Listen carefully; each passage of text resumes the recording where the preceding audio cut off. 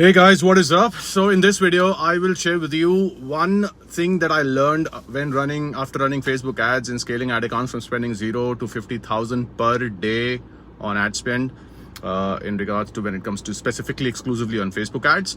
But उसमें मैंने एक lesson क्या सीखा when it comes from the angle of management, right? कि इतने ज़्यादा जब आप स्पेंड करते हो अपनी एड्स पे, इतना पैसा स्पेंड करते हो, खुद का करते हो या किसी क्लाइंट का करते हो, तो वो क्या सबसे important, I think it's one of the key components जो ड्राइव करेगा कि आपके एड अकाउंट की सक्सेस कितनी लॉन्ग लास्टिंग होगी, ये लेसन उसी के बारे में, ओके?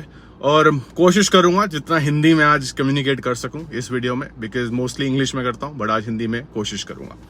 Let's go.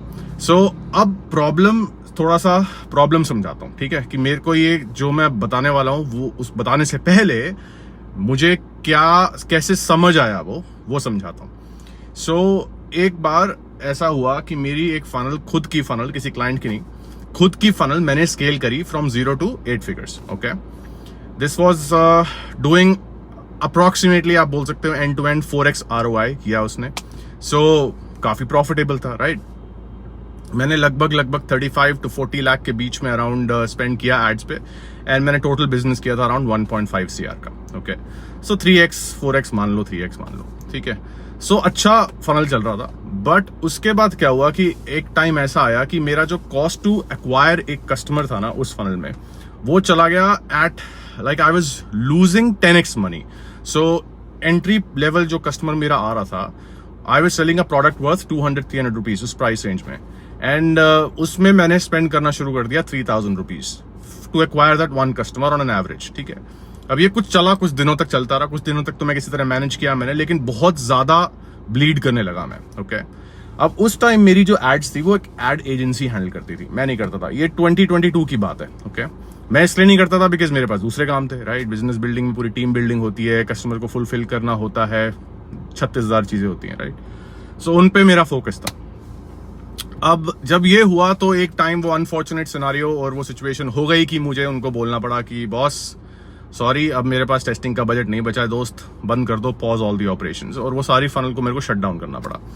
तो जब वो शट डाउन कर दिया मैंने एंड एजेंसी से मैंने सर्विसेज डिसकंटिन्यू कर दी, उसके बाद मैंने रिफ्लेक्ट किया कि मैं जाके देखता हूँ कि हुआ क्या। क्योंकि ऐसा नहीं है देखो कि कोई इंसान खराब इंसान होता है, देखो अगर वो इंसान खराब है तो वो इंसान अपनी भरपाई खुद कर देगा, राइट? मतलब यूनिवर्स बैठा है उसको बताने के लिए। सो इंसान को मैं कभी किसी चीज के लिए ब्लेम नहीं करता किसी की वजह से, मैं आई टेक दी ओनरशिप। मैंने ये सोचा कि मैं कैसे इससे समझ सकता हूँ, कैसे एक सीख, एक लेसन ले सकता हूँ। तो मैंने अपने एड अकाउंट को खोला और मैंने उसमें 2-3 दिन तक उसी के अंदर मैं स्विम करता रहा, लाइक मैं पूरा घुस गया उसके अंदर, एड अकाउंट के अंदर। अब उस टाइम ना हम 2 एड अकाउंट मैनेज करते थे, मेरे ही उसी सेम फनल को हम 2 एड अकाउंट्स रन करते थे, और ऐसा इसलिए करते थे बिकॉज एड अकाउंट पे स्पेंडिंग लिमिट कम थी, ठीक है? और मुझे स्केल करना था, सो हम 2 एड अकाउंट को मैनेज करते थे।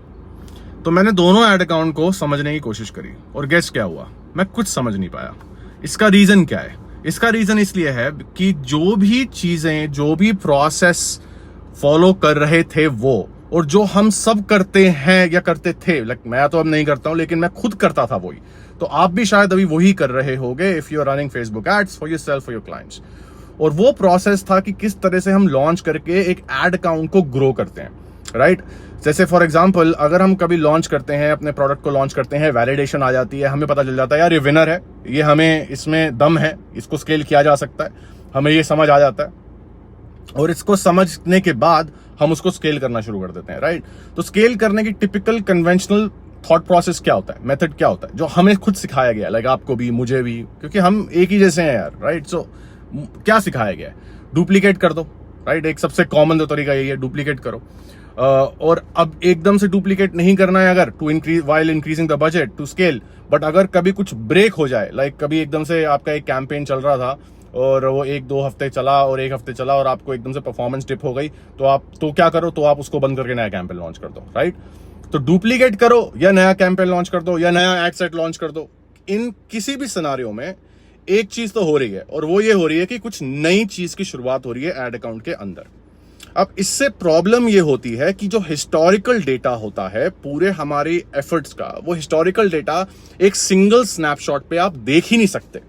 तो जब आप स्केल करते हो बिजनेस को and you are going from 0 to से spending 10,000, 20,000, 50,000 per day add accounts में, उस टाइम पे ये प्रॉब्लम आने शुरू हो जाती है कि आपको पता ही नहीं है कि एकदम से कोई एक एड चल रही थी, हमारा प्रोसेस चल रहा था, वो चलना बंद क्यों हो गया, क्योंकि उसका हिस्टोरिकल डेटा हम लोग देख ही नहीं पा रहे। ना आप देख सकते हो, ना मैं देख सकता हूं, कोई नहीं देख सकता।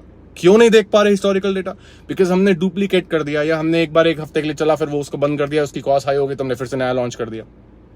तो हमें पता ही नहीं है कि क्या हो रहा है, और एक टाइम के बाद जाके सब कुछ बंद हो गया। तो जब मेरे साथ ये सिचुएशन हुई कि मेरे वो फनल में मुझे लॉसेस आने शुरू हो गए, तो मैंने जब उनको बाय बाय बोला एजेंसी को और खुद उसमें डिग किया एड अकाउंट में, तो मैं सारे कैंपेन्स और एडसेट्स को देखने लगा, मतलब टेस्ट कह रहा हूं, देखने लगा कि कैसे टेस्ट कर रही थी एजेंसी, क्या काम कर रही थी।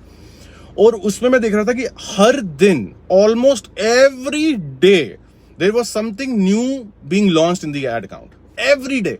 कभी लुक अलाइक ऑडियंस, कभी 2% लुक अलाइक, कभी ये, कभी वो, कभी रीटारगेटिंग, कभी 36,000 चीजें। और उससे प्रॉब्लम ये थी कि ये सिर्फ एक ना वो बन जाता है, वो वाला माइंडसेट हो जाता है कि कुछ ना कुछ करते ही रहो। अब वो एक पर्सपेक्टिव तो इसका ये है कि चलो ठीक है, एफर्ट मार रहे हो, अच्छी बात है, बट उससे नुकसान ये होता है कि लॉन्ग रन में ना हमें कुछ समझ नहीं आता। जब कुछ नहीं चला तो क्यों नहीं चला? जैसे फॉर एग्जाम्पल, अगर नहीं चल रहा तो यार इसलिए नहीं चल रहा बिकॉज हमारी ना मार्केटिंग मैसेज अब छोटी मार्केट को एड्रेस कर रहा है, उस छोटी पूरी मार्केट को हमने कैप्चर कर लिया, इतना स्पेंड कर दिया एड पे कि अब हमें अपनी मार्केटिंग मैसेज को ब्रॉड करना पड़ेगा। तो ये इस थॉट का कॉन्फिडेंस कहां से आएगा आपको कि ये अजम्पशन नहीं है, ये डेफिनेट है। बिना डेटा के तो नहीं आ सकता। अगर डेटा होगा और हिस्टोरिकल देख सकोगे तो आप इस कंक्लूजन पे आ पाओगे कि ओके, सो आई थिंक ये मार्केटिंग मैसेज वाला एक सिर्फ एग्जांपल है कि अच्छा चलो मार्केटिंग मैसेज मुझे शायद थोड़ा ब्रॉड करना पड़ेगा। तब हम शायद इस कंक्लूजन पे आ सकते हैं जब हम हिस्टोरिकल डेटा देख पाएंगे तो।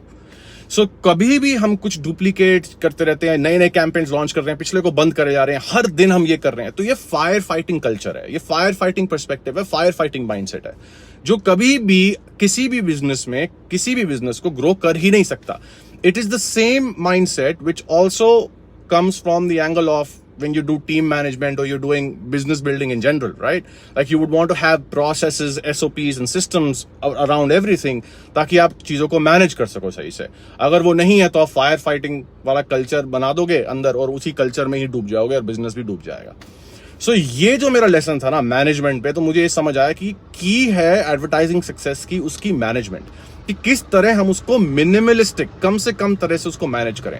अब ये तो सिर्फ मैनेजमेंट की एंगल से हो गया, और भी बहुत नुकसान है इसके। जैसे फॉर एग्जांपल ये नुकसान है कि अगर आपने मल्टीपल एडसेट्स लॉन्च कर दिए, राइट, चाहे आप डिफरेंट ऑडियंस इंटरेस्ट के साथ लॉन्च कर रहे हो, अगर आपने मल्टीपल इंटरेस्ट लॉन्च कर दिए तो ऑडियंस फ्रेगमेंटेशन है, ऑक्शन ओवरलैप है, ऑडियंस ओवरलैप है।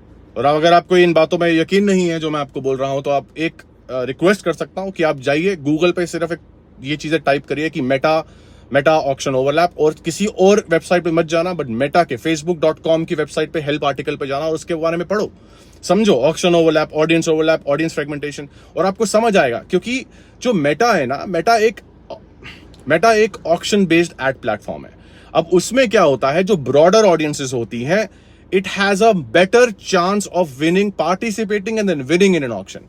जितनी छोटी आपकी ऑडियंस होगी तो चांसेस ये है कि वो आपको ऑक्शन में डालेगा भी नहीं for that good quality of audience and traffic on the Meta platform.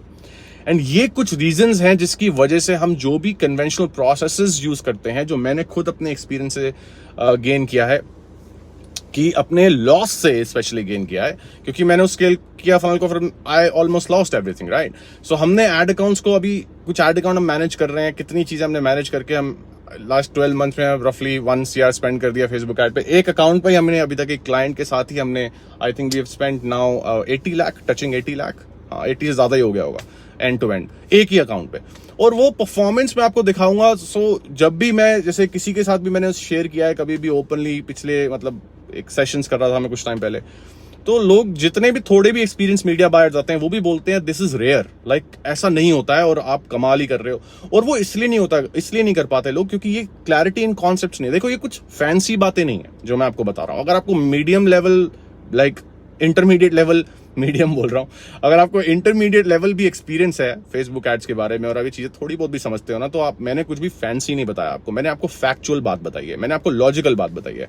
और इसकी वजह से मैनेजमेंट नहीं हो पाती एड अकाउंट की स्केल पे, और जिसकी वजह से आप डिसीजंस ले ही नहीं पाओगे कि कब कुछ नहीं चल रहा, क्यों नहीं चल रहा, और समझ नहीं आएगा आपको। सो बहुत सारे छोटे छोटे देखो मूविंग पार्ट्स होते हैं, मैं ये डिनाई नहीं करूंगा, बट कोई भी अप्रोच, अगर ऐसी अप्रोच है which is going to screw your decision making at scale, वो approach is going to pay you, is going to cost you more than you can ever imagine. And that is the reason why what we follow is a simple structure which I call as the one campaign method. ये मेरा खुद का बनाया technique है, और मैं ये नहीं बोल रहा हूँ कि मेरी सुन लो, मैं सिर्फ वन कैंपेन मेथड इसलिए फॉलो करता हूँ बिकॉज वन कैंपेन मेथड में हमारा मिनिमलिस्टिक अप्रोच रहता है स्केल पे। तो हम कभी भी एड अकाउंट को स्टार्ट करते हैं तो ऑफकोर्स जीरो से अगर स्टार्ट कर रहे हैं, उस पर कोई डेटा नहीं है, तो हम उसको थोड़ा सा डेटा के लिए हम सिंगल इंटरेस्ट पे टेस्ट करते हैं, और उसके बाद जैसे ही हमारे पास कन्वर्जन इवेंट्स एट्रीब्यूट हो जाते हैं उस डेटा सेट में पिक्सल पे, वैसे ही हम वन कैंपेन मेथड की तरफ ट्रांजिशन कर देते हैं और फिर उसको वन कैंपेन मेथड पे ही स्केल करते हैं। हमारे पास एड अकाउंट्स हैं इस टाइम जो 1000 पर डे पे रन कर रहे हैं, 2000 पर डे पे रन कर रहे हैं, 1500 पर डे पे रन कर रहे हैं, एंड 15,000 एवरेज पर डे पे रन कर रहे हैं। हमने एड अकाउंट्स 0 से 50,000 पर डे पे भी स्पेंड करके एड अकाउंट्स को स्केल किया है। सब कुछ वन कैंपेन मेथड से ही होता है, और उससे ये होता है कि मेरे को एंड टू एंड हर एड की हर चीज पता है कि उसकी फ्रीक्वेंसी कितनी